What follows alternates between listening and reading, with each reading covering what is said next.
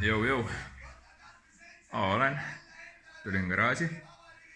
Ja nüüd peaksin võtma drifti auto siis lahti, et mul on vaja ära keevitada silla kinnitused, tugevdada.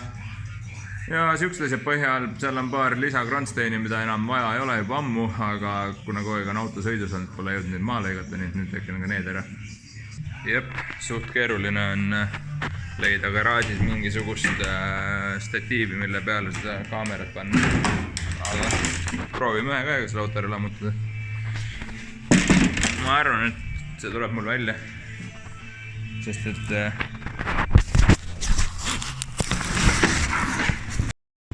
no ei tulnud ka väga hästi, mitte vähemalt, aga ma annan endast parima ja ma proovin siin erinevaid asju sättida niimoodi, et saaks kõik splindid kätte, saaks kõik nipukad kätte, mis igale poole vahel on opereeritud. Ma keeran vahepeal kaamera teistpidi, siis on näha, mida ma teen. Näiteks praegu ma otsin lõiketange, mis kaovad nagu peale igat kasutamist hetke ära.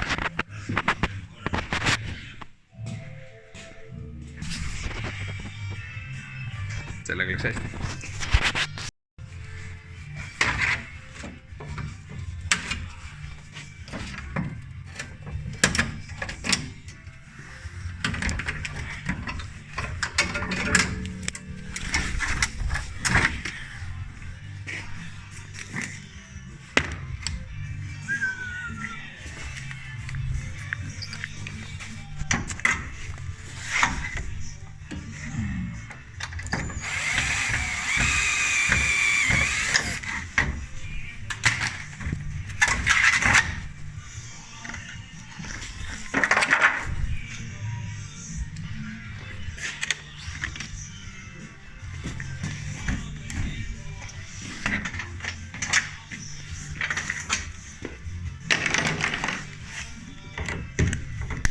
Selle kinnitusega oli mingi teema siin ükskord, et seal Itaalia maal siit murdus üks asi ära, siis ma pidin meile kuidagi ära arstima ja see sai tehtud toimivaks.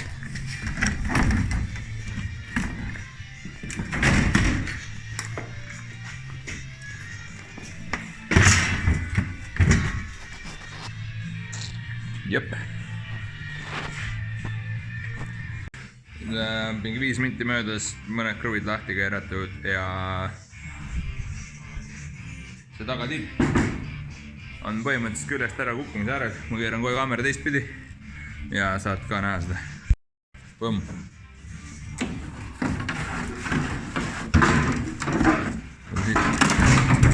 Lats. Kompakt on valmis. Nonii. Teine tiib. Kruvid lahti. Uks tuleb lahti võtta. Siis lükkad eemale. Natuke taha poole. Üks tiib on seal. Teine tiib siia kõrvale. Ja ongi olemas. Nonii. Vahepeal on väike update, on siis selline, et taga silda hakkasin alt ära võtma, mordid ja pidurisuportid on lahti. Nüüd on vaja veel silla poldid keerata ja õõtsad eest lahti lasta ja tuleb panna mingi asi auto alla ning siis saab silla kätte. Kui sild on käes, saab auto alla minna, vaadata, mis seal on vaja ära teha ja ma tean, et seal on tegelikult suht palju tööd, sest et tegemist on siiski vana autoga. Ja eks kui sild on käes, siis ma näitan, mis selle taga silla küljes üldse on. Et selle autol on väga palju huvitavaid pudinaid meie enda Eesti tootja Ficewebi käest tulnud ja näed seda siis mõne hetke pärast, kui ma olen siin mõned poldid ja silla kätte saanud. Iseenesest lugu on lihtne. Mordid jätan esialgu auto külge, pidurisuportid ripuvad siin juba ausõna peal nagu ämbliku võrgu otsas. Tegelikult ei ole, see on piduri vooliku otsas. Ja nii ei ole ilus jätta, aga ma võtan selle ära sealt kogus toruga ja lähevad uued torud külge, aga ma ei tahtnud praegu siin õliga mässata, siis ma jätsin need autole külge. Ja nüüd ei ole midagi peale selle, et tuleb sillapoldid siit lahti lasta. Sillatala on meil 4 poldiga, pluss mõlemad õõtsad on eest veel 3-ga kinni ning siis on juba silt käes. Vaatame hetke pärast.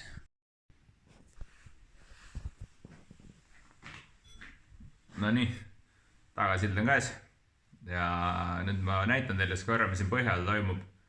Ma liiga kaua selle peale aega ei raiskaks, sest et siin on suht palju tööd ja ma näitan lihtsalt kiire ülevaate, mis on juhtunud. Kunagi on see auto olnud minu käes ju BMW M60 B40 mootoriga. See tähendab seda, et siia on keevitatud väga robustselt kellegi poolt sellised abi kinnitused käigukasti talale. Nad on mõlemal pool veel endiselt alles. Ja ma ei ole neid maha lõiganud lihtsalt. Kunagi pole sobinud ükski ajaline hetk selleks. Ja need sõidavad selle autoga tükk aega kaasas. Lisaks on siin igasuguseid toredaid aukesi, mida võiks kinni täis keevitada, sest muidu nad on meil fooliumteibiga kinni pandud. Siin on all on veel näiteks jäänused mingitest kronsadest. Need tuleks kõik maha võtta. Kindlasti on põhja mati kinnituse poldid, mis lõhuvad alati käsi,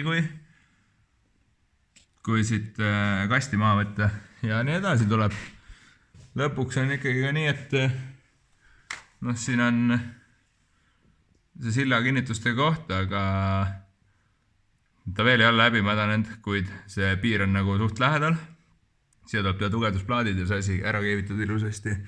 Ja siin järjekordselt hunnik erinevaid kronsasid, mida tegelikult poleks vaja, et võiks need ära võtta lihtsalt ja mingid konksud ripuvad kunagistest summutitest ja muudest asjadest. Ja samamoodi need vedrulatakad ja kõik väiksed asjad, mis saab ära võtta, on võits edasiseks, et nad on kõik kaaluvad natukene. Küll need grammid tõenäoliselt meie sõidus ei muuda midagi, aga siiski. Nad on üleliigsed ja kui seda keevitada, siis nad tuleb ikkagi ära võtta, et siis on töö tehtud korrektselt. Ma enne ütlesin, ma räägin veits ka, mis mu autol on Ficewebist. See tähendab, et siin kõrval on tagasild, mille küljes on suht palju Ficewebi asju, kui mitte et kõik, mida praegu Ficeweb originaalsillatalaga tagasillale saada on. Ehk siis keerame kaamera tagasilla peale. Siin hakkame pihta. Esimene asi on veovõllid. Tulevad Ficewebist, need on ülitugevad. Mina neid ei ole veel ära jõudnud lõhkuda. Kas saan sellega hakkama või mitte, seda keegi ei tea veel. Me näeme seda järgmisel hooajal, kuigi ma kahtlustan, et ei saa. Alumine reguleeritav õõts on siis juba aastast 2013 sellel autol. Ja need on kogu aeg erinevad sillataladega kaasas käinud, need pole katki läinud, pole kõveraks läinud. Ja on väga head. Ülemised ma ostsin alles aastal 2019 hooaja alguses ja samamoodi on siin selle koha peale ka unipool nii-öelda puks, et ei ole seda poluretaani ega ka mitte originaalpuksi, vaid ongi unipooli peal väga hästi liikuv. Puks on seal tehtud, et see on ka Ficewebist tulnud. Ja ega need on need nii-öelda 1,5-4 asja, kokku on siin siis 8 tükki Ficewebist ja need panevad seal tagasilla tööle täpselt nii, nagu meil vaja on. Järgmiseks on Ficewebist tulnud ka vedrustus. Ficeweb müüb meil edasi Feeli vedrustust ja neid on mul selle autol kogu kit küljes, ehk siis 4 tükki, 4 amorti.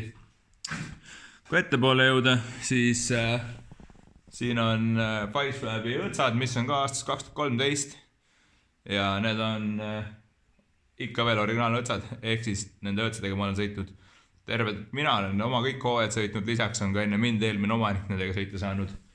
Nendel on tekkinud küll väike uuendus siia, ehk siis need lollipopid on nüüd unipooli peal reguleeritavad, kuid algselt nad seda ei olnud, et esimesed unipoolid olid alumiiniumpuksiga, tuli pressida õigesse kohta see puks paika ja said auto külge ja siis see asi jäi nii, nagu sa selle pressisid. Ja ülejäänud kit on ikkagi Ficewebist, nagu ikka käib vahetükiga siia auto külge ja see asi on lihtne ja toimiv, väga hästi, kiiresti reguleeritav ja kõik sobib nagu väga hästi. Ja ees samamoodi on Feeli koilid. Et Feel on väga hea driftivedrustusena, igal juhul kindlalt. Väike ülevaade on tehtud ja ma proovin homme käieta siis põhja lahti, et näha, kui palju on roosteskohti ja kuidas neid ära lappida. Ja eks sellest ma proovin teha ka video, kuidas läheb see põhja lappimine ning mida ma seal teen, et see asi oleks tugevam ja parem siis. Seniks head nägemist!